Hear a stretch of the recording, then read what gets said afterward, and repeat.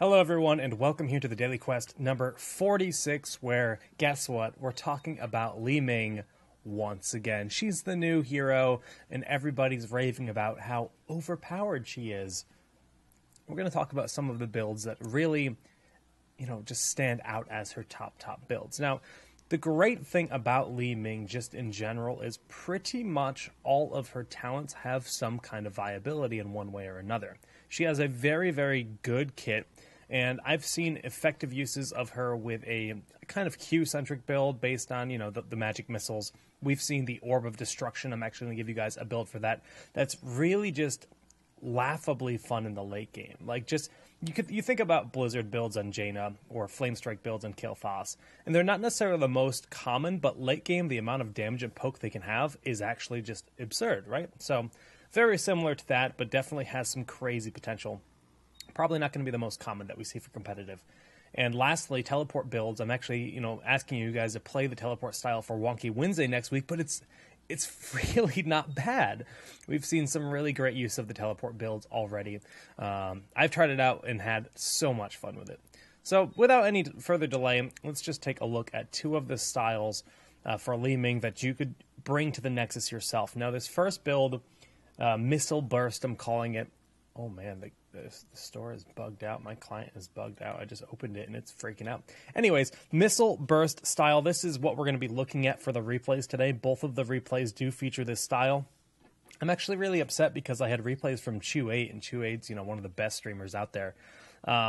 They were PTR replays, though, and they won't work. I had been saving them for this episode, and I didn't realize that PTR replays wouldn't work on the live server. I thought it would just load the old patch, but it doesn't have the same kind of compatibility, unfortunately. So we do have two replays sent in from Schwimpy that he did play, and he's like, if you want to show off exactly how ridiculous Li-Ming is, use these replays. So that'll be a lot of fun to check out. Now, basically the gist of this build is, I think level 1, it's pretty flexible. Schwimpy actually, generally speaking, does mix up level 1, and Schwimpy will go for the Aether Walker at level 1 himself. I've seen people go for Power Hungry. That's what I like myself. But in some cases, when I think I might be pretty snowbally, I'll go for Astral Presence, because it just gives you more mana retention when you're below half mana. So it's really good power. Force Armor, if you're going to be like in a mage duel, you think you're going to be fighting a Nova, Jaina, whatever. Force Armor does have a lot of viability in its own right as well. Level 1 sustain, from those the spell blocks that you can pick up, is definitely something worth considering. But the gist of this build, we've talked about, similar builds throughout the week, is you get S of Johann for the pull-in. This gives her a bit of control. It's good for when you're running away from melee assassins that are chasing you. It really does buy you a lot of extra time to just get your escape, because that bit of knock-up that the orb has and the pull into the center. But it also lines up your magic missiles, and generally speaking, what you're going to see Li-Ming players do is they're going to shoot the magic missiles and S of Johann pretty much at the same time, just the 1-2 QW. And they're going to travel so that the S of Johann, I think actually it's WQ. I think I mixed it up. It's going to pull them in, and then the missiles are all going to hit that one target at that point at the end. You want to just angle it properly, and then you grab Seeker at level 7 for the burst damage from all three missiles hitting the single target, and then level 7 Disintegrate. If you do all three of these in quick succession, you can kill several heroes in the game if you land all of it correctly. Like, even max health heroes will get very low from this kind of burst. And, it's hard to land this. It's hard to find someone out of position and, land this whole combo on them, but it punishes them severely. Then it starts to get way scarier in late game. You get Glass Cannon, so now you're becoming a little bit more vulnerable, but you're adding on 15% more ability power. Just all of your abilities doing that much more damage, and you're adding on 2 more missiles. So Mirror Ball is going to make your magic missile burst chunk about 40% of Muradin's health. It's actually just insane. Just Mirror Ball with magic missiles. When you pick up Mirror Ball plus Seeker, the amount of burst you do, the siege that she has on structures when you just poke towers, she outranges towers with her Q, so you can really just poke down towers really quickly with her, with both her orb and her missiles. But it's also just crazy good single target damage. Fighting for immortals at map objectives, it's good for everything. It's crazy amounts of damage, and then level 20 you go for Talrash's elements, and it's 20% more ability power. So in theory, if you pick up Power Hungry, that's 20% ability, or 10% ability power for 20 seconds. You pick up Glass Cannon, you're getting 15% more ability power, and then you're picking up Tall Rosh's Elements, which you have to cycle your abilities, which is not hard to do, and you pick up another 20% ability power. She hits so insanely hard. The other style, very quickly here, that we're not going to have a replay for today, but that I do implore you to try out if you just want to play a very safe long-range Li-Ming, especially for late game, and it is very fun, is this Ball of Death style. And you can use the style to throw your ball through lanes, because, you know, obviously if your ball connects on the side of a minion, it's not really going to get to the target that you want it to. You need to be worried about other heroes trying to block the ball. And this build is all about sending the ball at max range and then hitting as many targets as you can at that max range. And it just does absurd damage. So you actually go for Triumvirate at level 4. Level 1, again, is optional, but if you're going for Burst, I think Power Hungry is the way to do it. And then level 7, you're going to go for the Zai's Vengeance. That's just going to do more damage the further the ball travels, and less damage if it doesn't travel very far. So it actually will nerf the point-blank damage of the ball. Level 10, go for Disintegrate. Level 13, you're going to go for Glass Cannon once again. You just want as much damage as possible. And then you go for Arcane Orbit, which gives you an additional 25% range, and it does up to 25% more damage. So this makes the ball like really, really scary late game. You just throw Tall Rosh's Elements on there as well, and you can chunk, like, you can basically one-shot a Nova at like late game when you have the max ability power set up. If you hit her with a max range orb, it's crazy amounts of damage. It's actually really, really, it's kind of just almost too scary. Now, there's been a lot of comparisons on the Reddit already that of Li-Ming to early Kael'thas back in the day, where he had Ignite, and Kael'thas could basically one-shot a team, it looked like, with just all the living bombs exploding and killing things. And she is similar to that. On Town Hall last night, we had 3 pros on. We had K1 Pro, we had Schwimpy, and we had Arthalon. And we asked them their opinions, and pretty much all of them said that she, in her current state, is significantly better than Kael'thas. By far the best assassin in the game. So will she see changes? She'll probably see some tweaks here and there, but for the time being, you should certainly be playing her because she is stupid fun to play.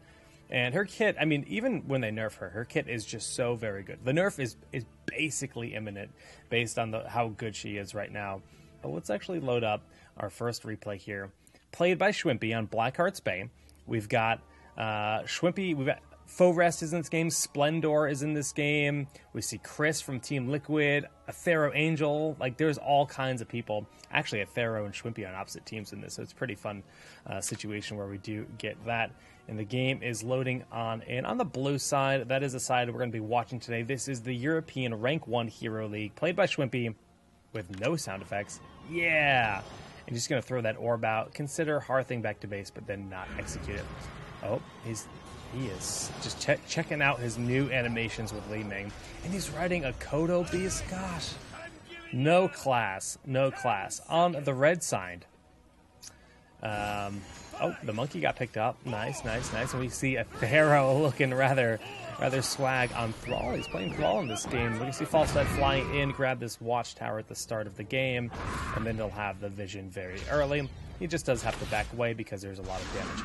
Now, you'll notice that Illidan's being played, and Illidan's a hero that hasn't seen a lot of play, but he's definitely going to be back in the meta, largely due to Rhaegar alone. And the sound keeps forgetting that it doesn't want... Oh, it is correct here. I don't know. It sounds really loud to me. While we're paused, let me just make sure... Yeah, I think we're good. We're actually good for once. We're actually good for once. I think they changed the order of some things in the menu, though.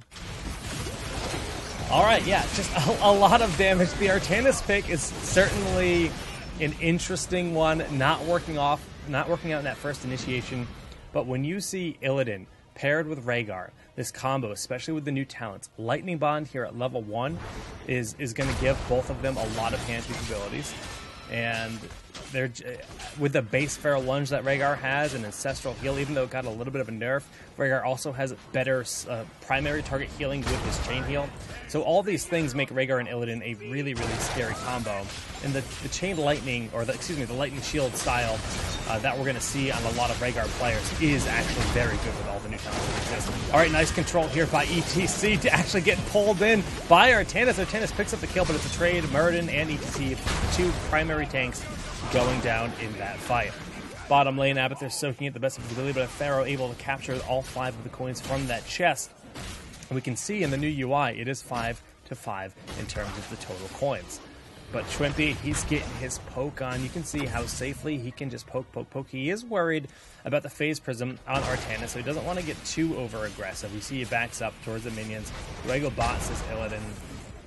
Yeah, they're just worried about too much push happening. Go camps. They're going to let him merc. Now, Illidan and Sonya are probably the top 2 heroes in the game when it comes to just collecting mercenary camps. And he can do it very early. As soon the 2-minute marker, we're going to see the giant spawning, so he can start heading down to that giant camp, and it's a very good choice for him to do that. Rhaegar is actually also a very good hero at merking, and you don't tend to think of supports as being your hero for getting merc camps. Look at this, the double shields. He's throwing on minions for the lane clear. He's also very good at pushing out lanes. This new Rhaegar, much better lane clear than most supports. Probably the best lane clear out of all the supports in the game, honestly. And he can do it rather efficiently. So Splendor is running around, just kind of throwing down the totems, in throwing the lightning on that and himself, and getting this push between the 2 lanes, getting the experience from his team.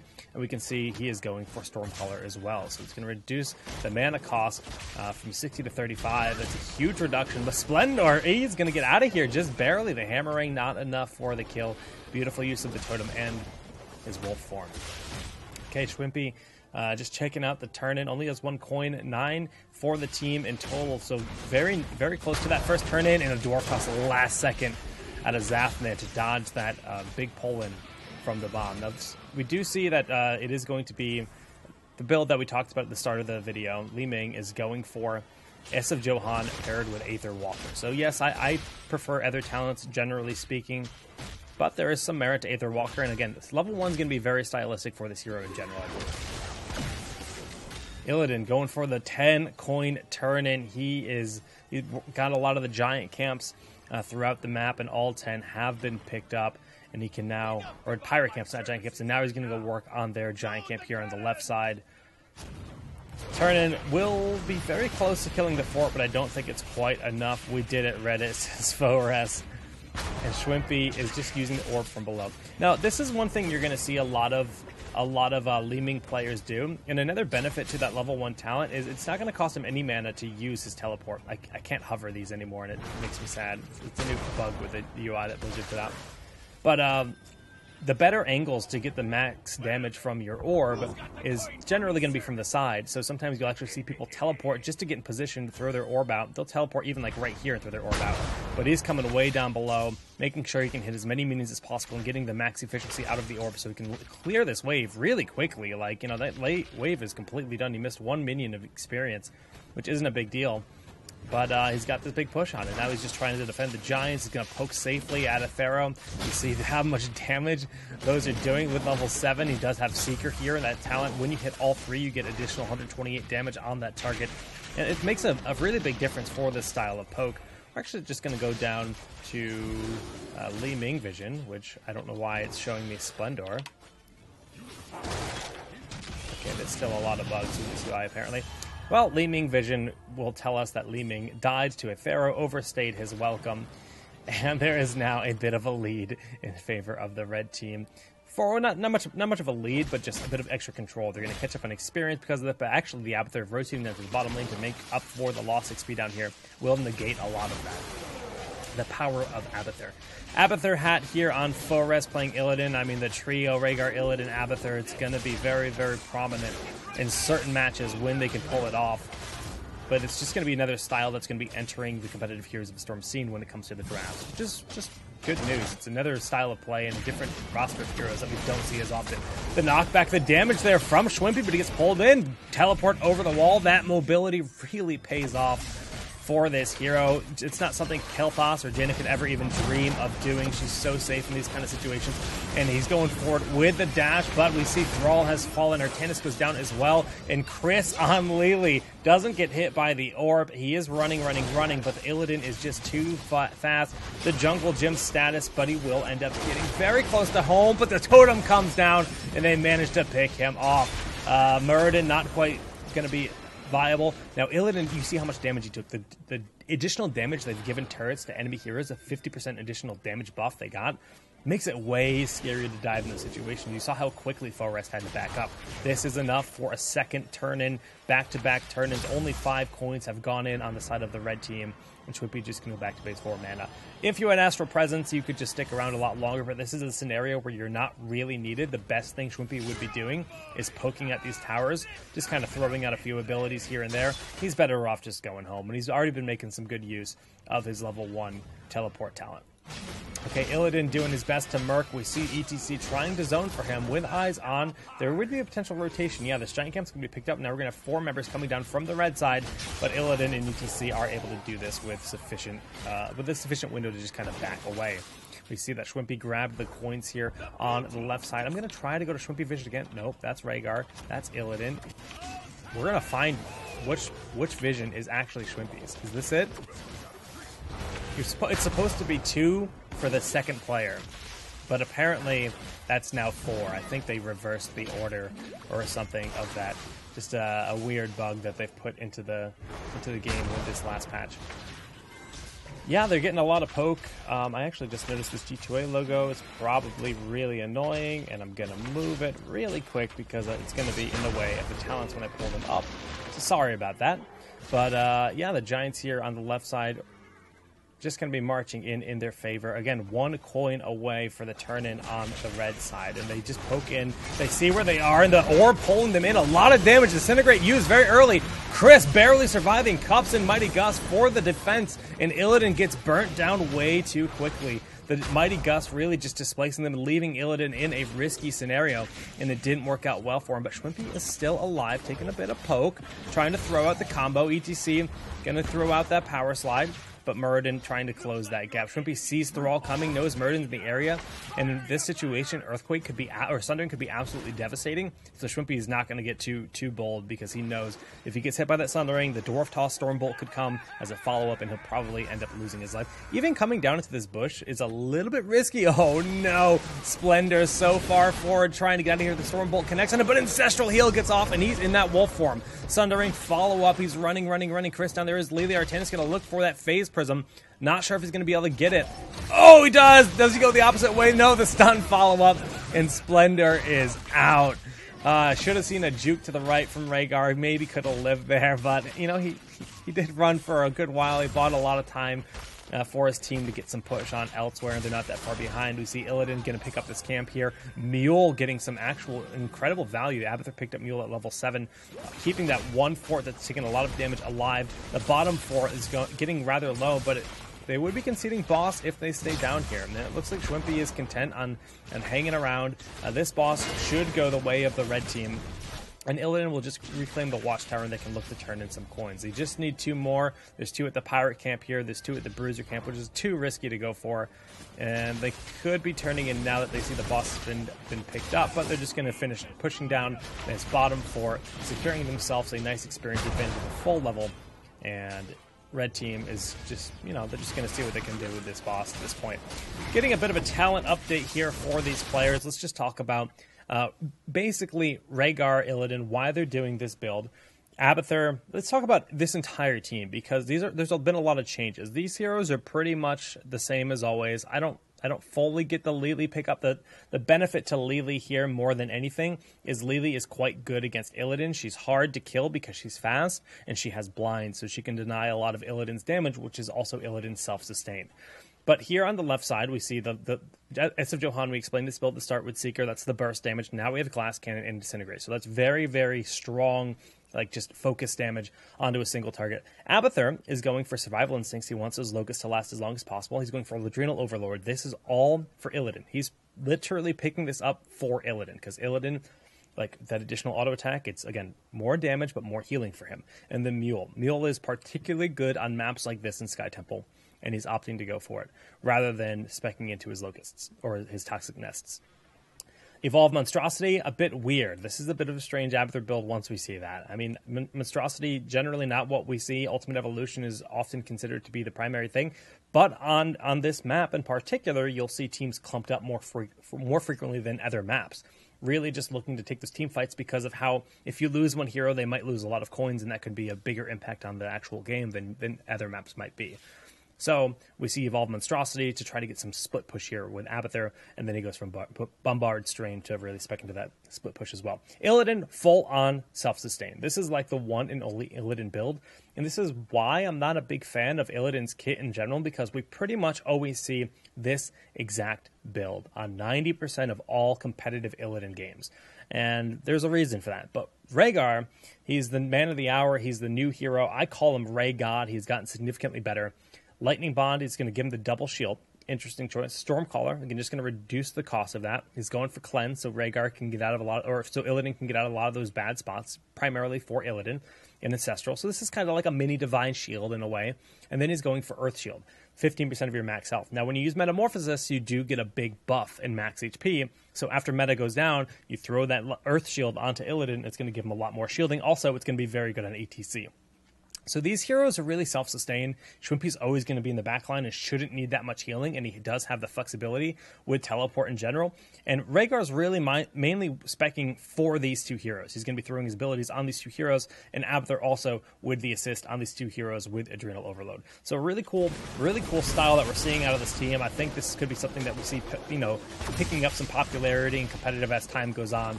But back to the game, we see the boss has made it through the wall. The well ends up falling down. This top four it looks like it's made out of marshmallows. I mean, you just put it next to a flame and it's just getting burned down like nothing.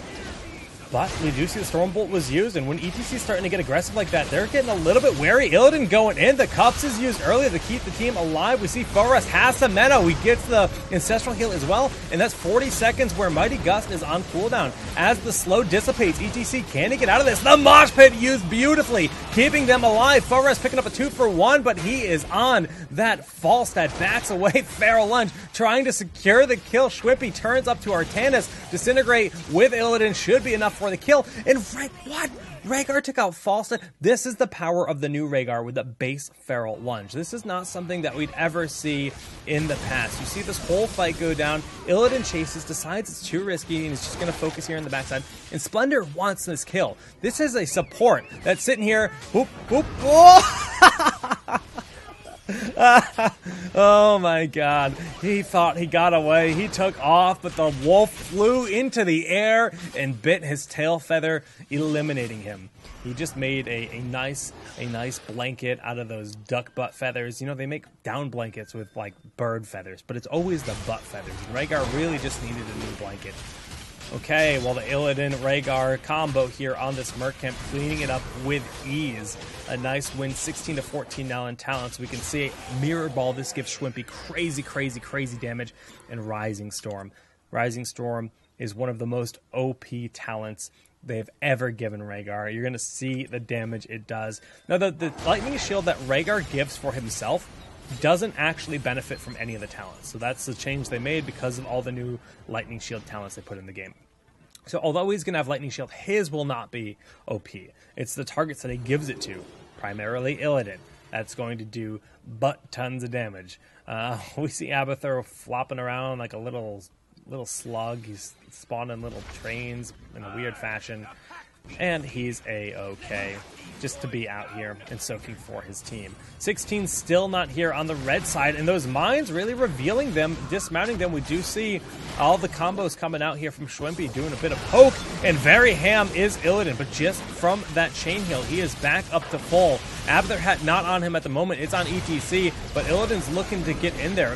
We do see the big heroic use there, but the juke from the Metamorphosis, so Sundering does not connect on Forrest, and Forrest now has the Abathur hat. He's going in and doing a ton of damage, and look at Schwimpy in the back.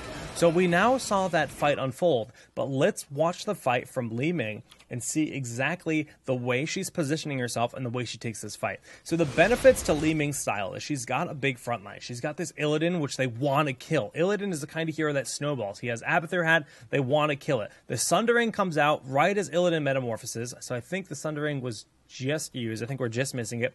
And Schwimpy's here on the left side. He's sitting on 14 coins, so he has to be safe. That's a guaranteed, but he's on the back side. So he throws that combo out. You see the S of Johan hit 3 targets, Ops has to be used. They're so weak from that. And now he's starting to poke in. Illidan going in the front line, but Schwimpy, huge damage. The magic missiles go around Muradin. They kill Falstad, and then the resets, the Disintegrate, he just shreds absolutely everything. Forest says we, and they are just pushing in. Abathur's in the front line. He's summoning Locust. They're powering through this. The chunks that go out of this for every time Magic Missiles is cast, that's disgusting damage. And they're now looking at the core. Can they burn this in time? They actually probably can. I think this might actually be game. You can see the crazy damage done by Li-Ming in general, 47,000. We talked about Illidan a lot in that game just because the Illidan Rhaegar combo is very exciting and very new. But seriously, this new hero, Li-Ming, is absolutely absurd. 47,000 damage, 75,000 siege damage. Like, she is top of the charts, man. Top of the charts. Windows 10 game DVR replay. I hope you guys enjoyed that. We're going to do that from now on in a lot of these fights. I've decided stylistically I like to just kind of cast the games the way they are and talk about a lot of the positioning, but then look at that specific hero we're talking about, excuse me, that week to really just, you know, put that focus on Li-Ming, on the positioning. She's just in the backside, and she's just throwing out huge abilities. But one of the cooler parts of that last fight was when we had Muradin blocking for the low hero. Like, he was very intentionally blocking, but the way that you can arc magic missiles, especially when you have Mirror Ball, he sends it around. So the center missile hit Muradin, but all the other missiles went around Muradin and killed Falstad behind him.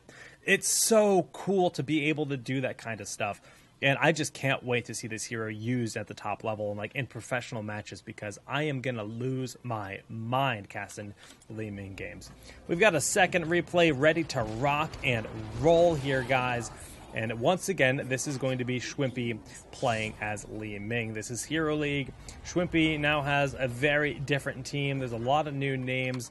Anyone else we recognize? I do notice some of these names. Breeze, definitely probably the next most notable for top players. So they probably queued up together, being teammates on Fnatic. That would not be all that outrageous to consider. Breeze playing as Diablo, Schwimpy playing as Li-Ming. They also have a Malfurion, a Sylvanas, and a Nazebo. Nazebo Sylvanas, very interesting. Schwimpy's the one and only assassin, but then a lot of push potential, a lot of lane clear available on this team. Their opponents have Kael'thas, Rhaegar, Muradin, Zagara, and Greymane. Greymane has really been picking up a lot of popularity. The flip there onto Muradin. Of course, he does have Dwarf to get out, but he's looking for the kill. But we see that poke from Schwimpy behind, just doing so much damage to Deadly Kitten. Sylvie gonna have to use that Haunting Wave to get back to base. The heal's coming out from mouth, and he's just going. Slot, please. I don't know what that means. He really likes the casinos. He wants to go play the slot machines, and he's going back to base. Schwimpy level 1 did go for the same Aether talent, Aether Walker. Yeah, I was close. Oh, just gonna hit escape casually, standard Jake. And they're starting to just kind of spread out. Generally speaking, on this map, we see top lane and mid lane being soaked by the teams. Bottom lane is going to be just Nazebo alone. So having one specialist, Nazebo can do okay versus Zagara. You usually want to have a strong laner against Zagara. Thrall comes to mind as one of the better ones, but Nazebo certainly isn't bad. Nazebo's just not very popular in the current meta because the way he does damage is a little bit slow compared to all the heroes that are prominent in the meta. And it just doesn't have the same kind of efficiency. Already 11 gems on Deadly Kitten, trying to get them turned in, 14 to 12. So two gem deficit on the red side. Not the end of the world by any means, but a lot of poke going down. The Vertifier's Flame Strike hitting every minion in that wave, but Diablo flipping in the roots on the top side, not going to connect with the Rhaegar, but he blinks forward to teleport out of Schwimpy and the orb, but it doesn't pay off because the rotation from Muradin and then Greymane transformed into his Worgen form with Dark Flight and picked him up. Stop giving your blank, bro. Yeah, man. Don't give your blank. Okay, well, we see Zagara, Nazebo. This has gone pretty well so far for the Nazebo, but as I say that, Dark Flight strikes again, and Greymane picks up another kill. He's doing pretty good so far. He's got a lot of bursts, and he's a very scary hero for rotating onto those single lane heroes. And well, you gotta have your eyes open on that mini map, because if you're not careful, you will take a lot of damage. Just a lot of poke right there already. Haunting Wave aggressively. We do see all 3 arcane missiles connecting, and then we see Sylvanas able to pick up the kill. So Zagara now falling 2-1 in terms of kills, but 11 gems have been turned in to just 0 on the side of the red team. Okay, Zepo's back in action, throwing down some zombies to keep that wave at bay, but it's nothing compared to the Flame Strike of Kael'thas when it comes to lane clear. Top lane Malf has been left all alone. He did not go for Moonburn, so he doesn't necessarily have the most push, but they did just buff Tranquility, so he gives so much mana back when you do, not Tranquility, Innervate. You get so much mana back when you receive an Innervate from a Malfurion with the new buffs they just gave to him on that trait. Okay, the same story here in the bottom lane, but Li-Ming. Let's go to Li-Ming vision. Can I figure out? It should be 0. It is 0. Yes! We're on Li-Ming vision. So Schwimpy, apparently it doesn't really want to center him on the screen. He doesn't ever watch himself. He watches everything around him. We'll just hold space to make it that much prettier. So, esports. Schwimpy going to deny this turn-in just with the arcane missiles and a single auto attack, and then throw down the orb for the lane clear. They just want the safe clear. They're at 45 out of 50 gems, you can see in the bottom right. Rotating around with his allies in a safe position, never pushing out too far, just making sure to get the safe soak, and this will put them very close to having, they just need one more wave of minions in order to have enough. But looks like bottom lane they could lose Nazebo. Yeah, Nazebo does go down. You can see his head is actually now part of the wall. How grotesque. And but Rhaegar gets caught by the roots. The Gravity Lapse comes out, and it is enough to save. Greymane going in, but he's a little bit too far forward. You see the Shadow Charge, no flip. If Diablo had flipped there, Greymane would have got away. And then the damage output from Schwimpy is just too high. So they end up trading out 1 for 1 there, I think it was, with Nazebo falling in the bottom, but Greymane dying here in the top. Rhaegar did slip away through the roots from that nice Gravity Lapse, but there is 44 turned in. So even though there is enough in the pockets of our blue team, the red team is much closer to having a successful turn-in. Okay. Breeze up here in the top. Are we going to get a talent, guys? We're on Schwimpy Vision. Does he want that level 7 talent? I had to get the notification out of there because it was bothering me. Oh, they might get that turn, and there's no vision here on this bottom turn. And yes, the red team does get the turn, and we can see we have eyes on now. They're now blue. Game's so confusing sometimes. But, alright, well, Zagar has a lot of creep spread here at the bottom. Li-Ming doing a lot of pokes. Sylvanas dies to the living bomb of Kael'thas. Kael'thas still a good hero. And Greymane actually caught there by the orb as he dives in. SF Johan kind of denied his full engage when he used Darkflight onto Li-Ming. And that's just an interesting interaction. Darkflight will go through a lot of abilities if it's timed properly. Even like Mighty Gust, Darkflight can negate that. Alright, well, Yogg's getting very low, and the S of Jahan pulls him back. All 3 missiles connecting, and the burst, half of the health of Zagara gone like that. A W and a Q, that's the end of you. That's what Schwimpy says every time he casts his abilities. And you see he's really bursting through this guy. It's super short cooldown, 6 seconds on magic missiles. Does a ton of damage to these web weavers when you grab Seeker at level 7. Really just amplifying his ability to focus down these objectives and enemy heroes.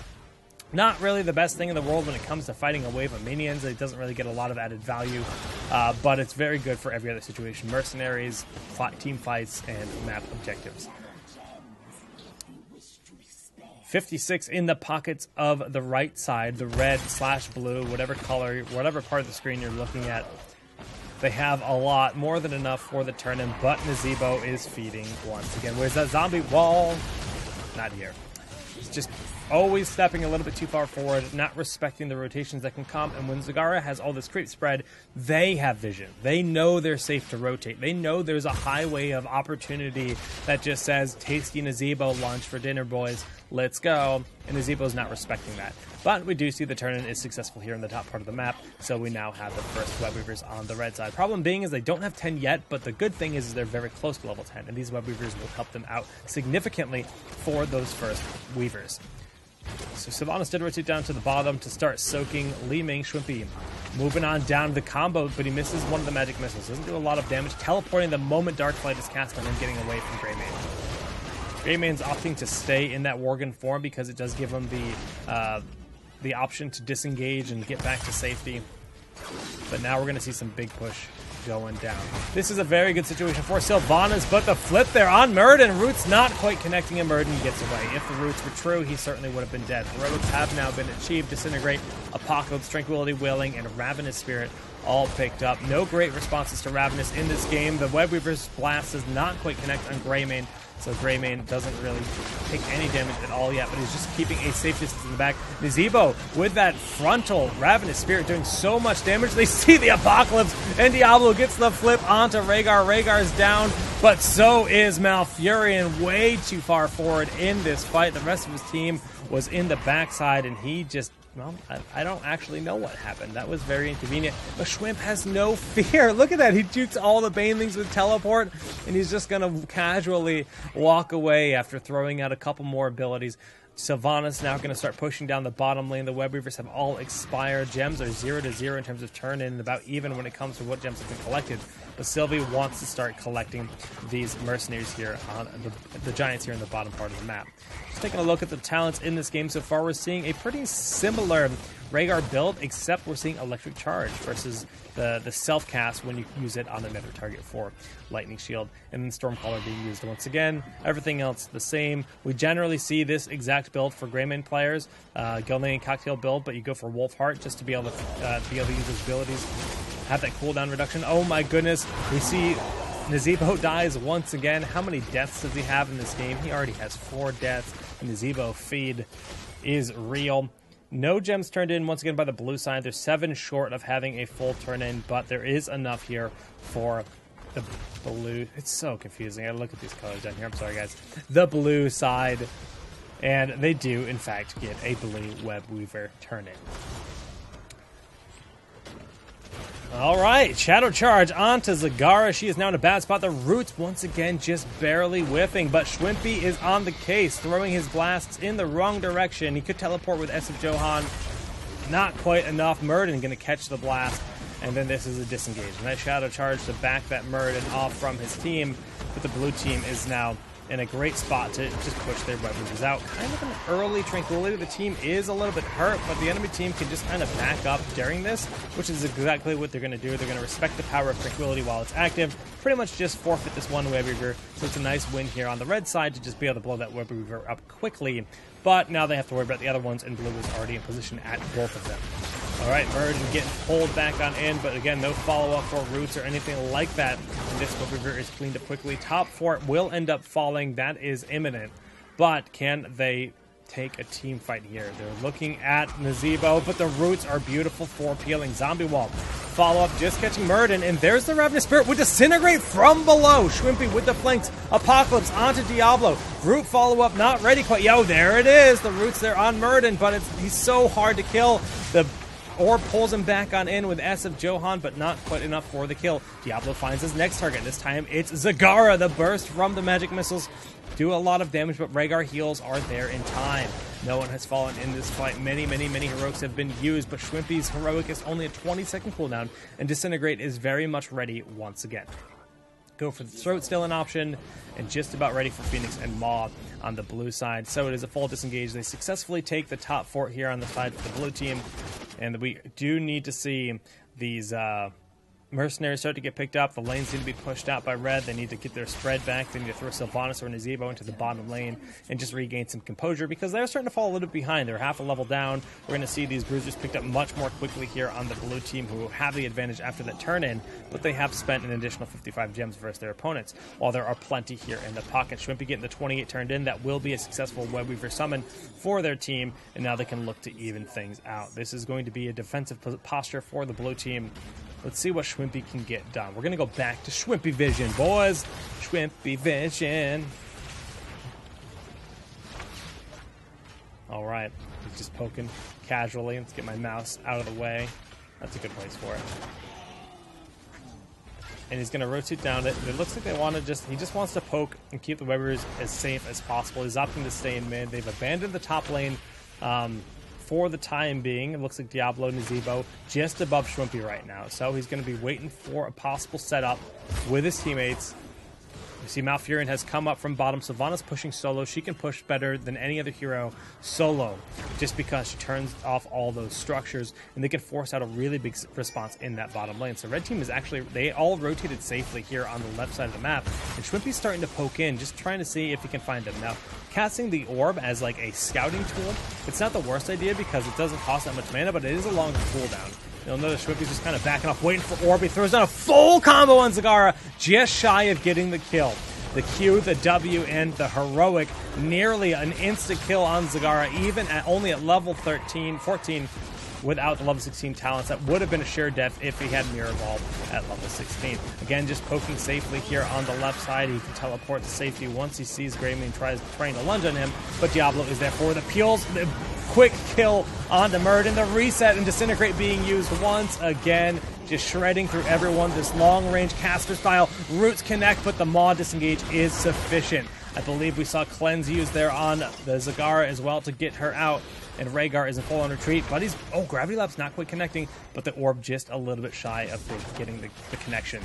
2 forts fell during that push here. Experience actually taking a lead on the side of our blue team. And you can see Schwimpy actually using Disintegrate to burst that minion wave just so they can get the experience and back away, go do better things. It's only a 20-second cooldown, but it gets a nice connection there. And Zagar, half her health from a W into Q at level 15, and now he's going to get Mirror Ball at level 16. That's going to give him 2 more missiles, and it's going to hurt that much more. He's getting some nice light poke onto that left tower, the bottom tower. The rest of the team is doing a variety of things. We see the Giants picked up here. Malfurion was looking at the Knights, just making sure nobody was collecting them like aggressively. No kind of cheeky maneuvers happening in level 16. Advantage for just a short while. They're going to try to push down this final remaining fort. It's way too risky to go for a boss, though. So you're going to see them posture here in the top lane because that's the best place to be. They want to force a response of the enemy team. They only need 1 more gem before they can get another turn-in. They're starting to look for that turn-in. Diablo getting rid of some of the vision. He can just go in here for that 1 gem relatively safely because his heals are nearby, and they do have enough. He collected the 1 gem. He can come up here to turn in after Malf turns in, and that will be a successful turn-in for the team. Looks like he's just going to opt to turn in at the bottom lane after using a Fire Stomp. Okay, back to Schwimpy Vision. He's just been poking and prodding, throwing out all 5 of those missiles like liberally. He has no worries whatsoever because Malfurion's Innervate just does obscene amounts of mana return for him. It's like, what do you call the healing for mana? Mana healing? Is there a word for that? I don't know the correct word for that. Shadow Charge in just to kind of force a threat. Gravity Lab does connect, but we do see the big pull in. Even with Arcane Barrier, it's going to be a very low kill fast, and they have to use both Arcane Barrier and Ancestral Heal, a 60-second and 80-second cooldown to keep him alive through the Li-Ming burst. They're just going to use Tranquility back up and take out this top fort. They have Web Weavers in bottom, but Schwimpy stays a little bit too long, a little bit too bold, and gets picked off by Greymane. So it's a bit of a loss here. The team has lost their Li-Ming, but we do have the Web Weavers posing to be a big threat to 2 of their lanes, so they can't really do anything right now. They can't look for a fight. Just kidding. They can. And they take out Nazebo, who also really overstayed his welcome. What's the Nazebo death count? Oh, gotta hit that button, then that button. 5. More deaths than the rest of his entire team combined. Rip the dream. Sylvanas getting a little cheeky here in the bottom, haunting wave to get out of there, and he does juke the Gravity Labs, but Greymane is en route. Oh, we see Malf has got the peels for reals and the heals, and Diablo is there as well. Sylvanas going full ham sandwich.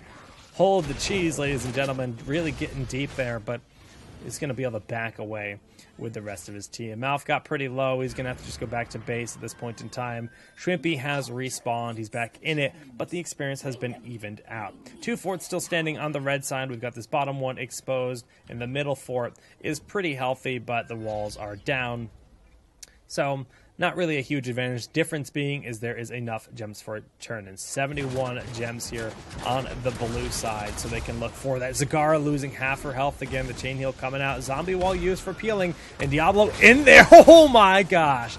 The just precision of throwing down the magic missiles over the flip path of Diablo to get that connection, do a lot of damage. Diablo able to stall out the turn-in just with the flame stop. The frogs are even going to explode and take out that one creep tumor.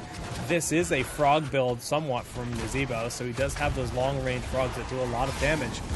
Oh, but a lot of damage going on to Breeze. Phoenix used just to try to zone so they can get this turn-in, and Malfurion caught a little bit out of position, but the peel is there. Another kind of preemptive Tranquility. I mean, you'd think that regrowth would have been enough. Only Jumaru needed the heal, so kind of a wasted heroic. That's a big deal here. A disadvantage for the red team for sure. And blue has actually conceded their position for the turn-in. They know if they lose a team fight, they could lose all of their gems, so they're just regrouping and looking for another opportunity. Schwimpy over the wall. He's out of there. Okay, spiders, missiles, oh my. Diablo scouts a dwarf. And we see the attempted flanks here by Greymane, just slipping the clutches of that zombie wall. Gravity Lapse to get some nice damage onto Breeze, but Malf should have sufficient heals. Ravenous Spirit immediately denied by Maw, and Wailing used to try to buy some space here, but Muradin is in the front line. Oh, the Zoom Zop Zips. And we do see the disengage happening. A lot of heroics have been used, but now we see Shrimpy getting over the wall, taking so much damage from Kael'thas, and it's going to be a dead Sylvanas, in fact. Shrimpy backing up, got some heals from Malfurion, going to tap the well for the insurance policy and see if he can turn this around. The ball connects, but the missiles do not. He's using Disintegrate on 2 targets, but Malfurion keeps Greymane alive. Diablo can't quite trade it out. Shrimpy, does he have teleport? Greymane does die? To what? I missed what killed him.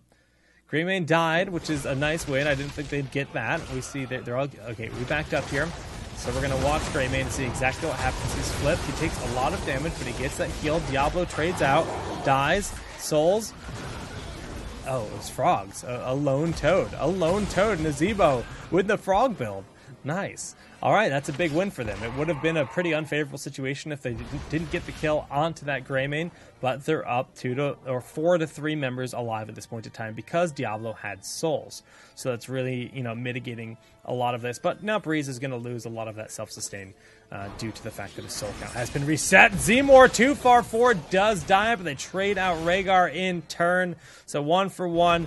Schwimpy backing on away. Malf looking to just go ham status, and he's going to be A-okay. Diablo soaking top lane, trying to get some gems. They really need gems. They only have 13, and they need 65. But blue is still maintaining 73 in their pockets while they already have turned in 18. So blue very much has an advantage when it comes to that. But Storm Talents are around the corner here on the red side. And that's why you see them just soaking the lanes pretty safely. Schwimpy going a little bit more ham than the rest of his team, but he's always keeping himself in weird spots where he can then just teleport over to a nice angle, and Breeze will have the peel. These guys are probably on comms together. He's always getting more aggressive when Breeze is near him. Okay, well, we do see that the Giants being picked up here in the bottom lane. Just going to give them some nice additional presence. 20 for both teams, pretty much at the same exact time. We're seeing Tal Rasha's elements. This means you have to cycle between your abilities on Li-Ming, but it gives you a lot more presence. Double bolts with Storm Shield on Mouth, and then we see Annihilating Spirit. Double bolts with Rewind on Rhaegar. They did just buff Chain Heal, so Rewind is quite good. And then we see Huntress Blunderbuss, just really great poke out of Greymane, and then Hardened Shield on Muradin. Turn-ins both being controlled here by red because they know they absolutely have to do that. They need to deny the Web Weavers. Apparently, this system can't count 100. So when it hits 100 gems, it just can't do it. It can't handle those numbers, man. It's 2 esports for the game, so it's just 1 ... So we're going to have to guess as to exactly how many they have. Tranquility getting some great value, except for that Maw on 3 members. They pick off the Nazebo in the top lane. Schwimpy's taking a ton of damage, but the Breeze peel is real. Schwimpy gets away, but his Malfurion does not. We see Sylvanas is very low. Breeze is going to die. He does have enough souls for the respawn. And Schwimpy getting some nice poke from the side. Barely not getting Malfurion. Just a sliver of health there, and he doesn't die. Greymane throwing out a Gilnean cocktail. That actually could be disastrous for Schwimpy at this point. Oh, and he's using Disintegrate from afar, trying to poke, but Greymane is already out of range. Wow, Schwimpy has no fear. Now he realizes it's time to back away. This will be a successful turn-in for the Web Weavers. No? Why didn't they turn in? I guess they were just afraid. Breeze is already back up from the souls, being there. These two went back to base. It's a 3v5, but they've stalled out the gems for this long. I doubt they can stall it out again. This is just way too risky. The Fire Stomp? No, 47, 42 of those go in from Deadly Kitten on Muradin. Schwimpy can go over these walls. Oh, yeah, he's okay. He juked. He juked well enough. He juked one of the members, Murden, even with Storm. Oh my goodness! Schwimpy turns around, gets a kill, but dies himself. So he got Greymane, but he died in return. Whatever. Good enough for him is probably what he's thinking. Breeze getting over the wall with Bolt, and then he's going to tap the well and re-engage. Sylvanas in a bit of a weird spot, but Deadly Kitten now the one that is all alone. Dwarf Toss, are you ready? Nope. Goodbye, Muradin. Just overstaying his welcome. Looked like he was typing to his team or something, like, please come help me. Because he did stop for a brief moment there.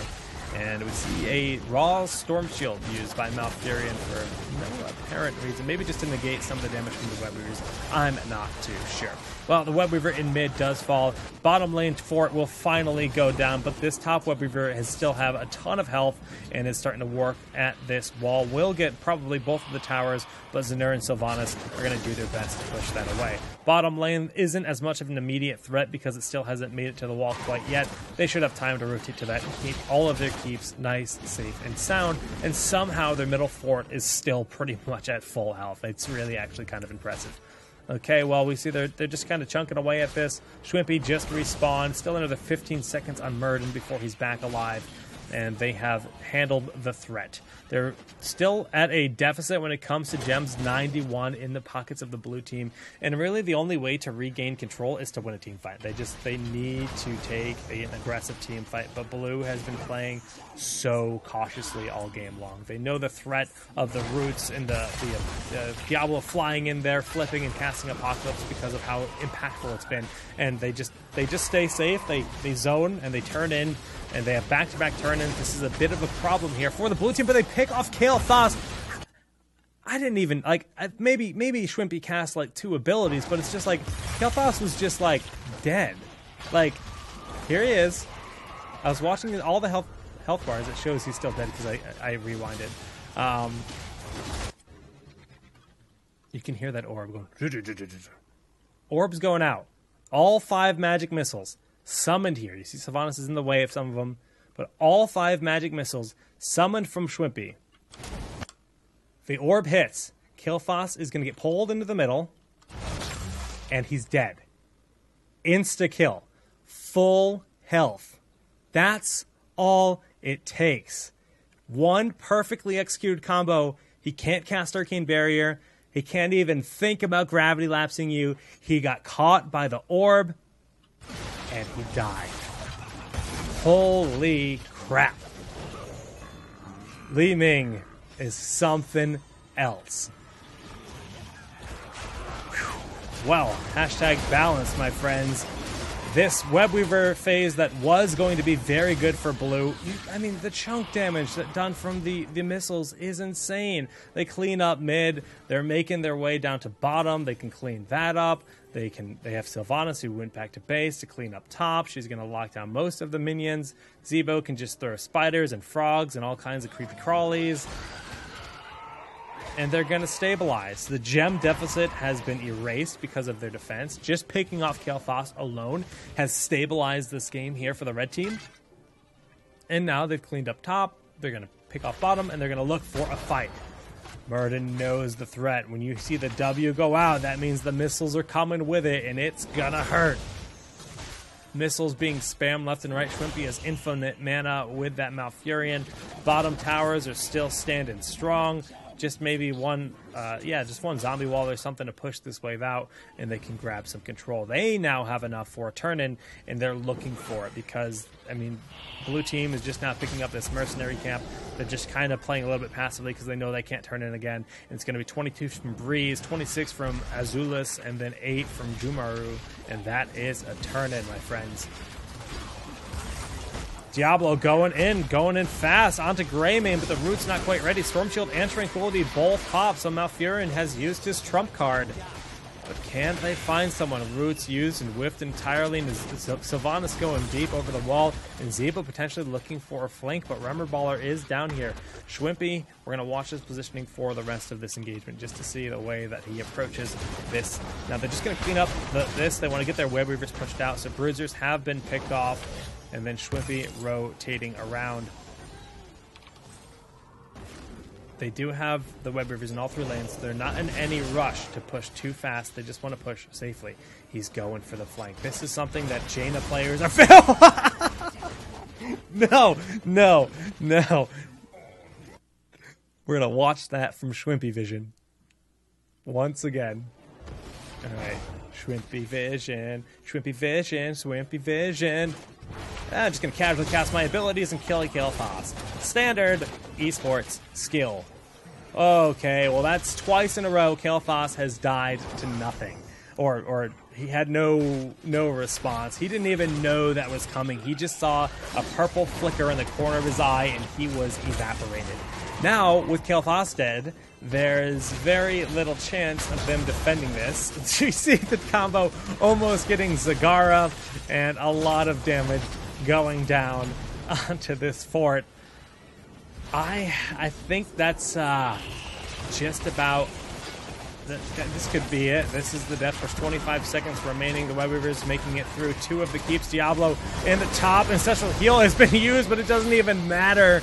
Maul connecting on 2, but Schwimpy goes in. The reset and all of his abilities disintegrate, powering through this team. Zemor almost dies, but the Bolt Force from Diablo, he picks up the trade at the bare minimum. Disintegrate from afar with the Nether Orb going in, and that is another kill. And just that final cast out from Schwimpy.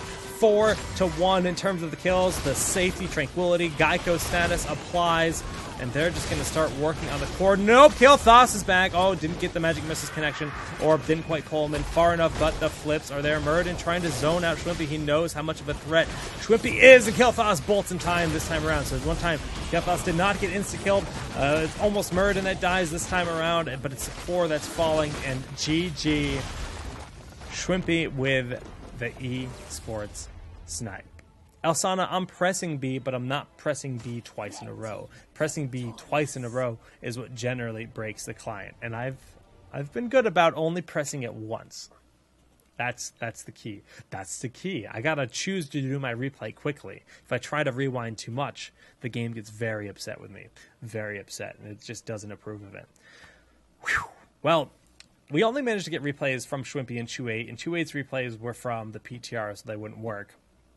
But I think they were 2 very fun games. Same style, like I said. There's definitely some potential for this orb build to be really scary. I mean, we saw the power of Magic Missiles there, which is...